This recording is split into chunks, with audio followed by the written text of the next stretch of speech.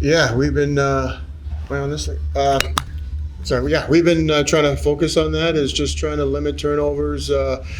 Trying to play as structured as possible and try to get to our spots as fast as we can. I think once we got a chance to do that, we were able to create some opportunities and turnovers and try to play some offensive time. And, I thought when we got a chance to play offensive time was just to hold on to pucks and try to wear them down and slowly. And we were fortunate to score on a couple of chances, and defensively structure was good.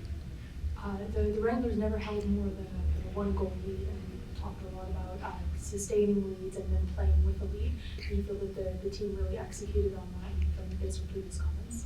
Yeah, what we've been trying to build that confidence of holding on to a lead and not just sitting back when we do have a lead, is to keep pushing the strive for the score that next goal, that insurance marker. And it takes time. Winning is tough in this league, I guess in any league, used to say. And so, for us, it's just a growing part of their process. But if we can continue to keep believing in one another and keep supporting one another, those bounces will go our way. And, we've been unfortunate on the wrong end of the stick at times, but it was good to see our guys get rewarded this weekend.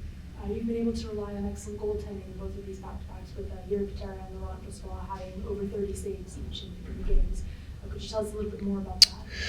Our goalies have been fantastic all year. I mean, that's definitely not our issue for sure. They've been rock solid. Doesn't matter who's in net.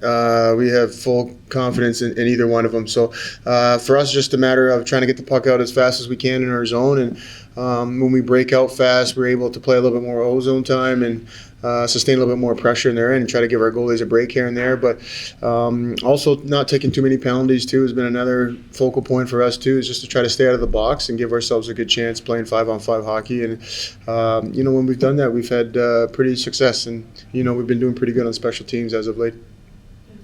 You talked a little bit about the importance of short shifts and also how that translates into special teams as well. Is that something that stood out to you from tonight?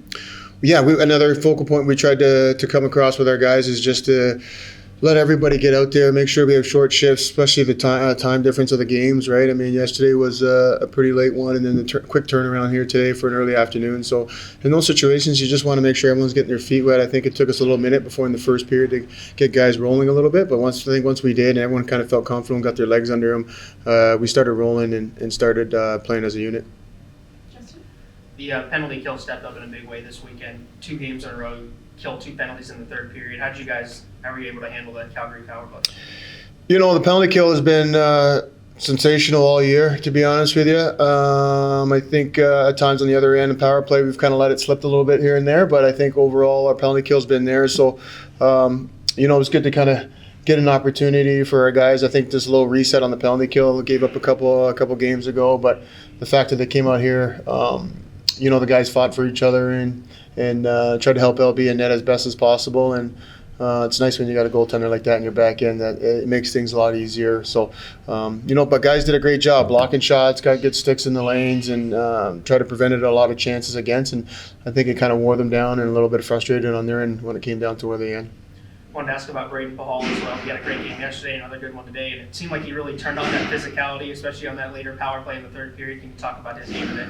Pahal has been, he's been just growing and growing as a player. It's been awesome, been fun to watch. The physicality part of it is huge for our group. It lifts everybody up. It's what he does on a day in, day out. It's very tough. Not just physically, but mentally, to be engaged, because he's playing against high-end, top-end guys every night. So, but kudos to him. It's a good challenge for him.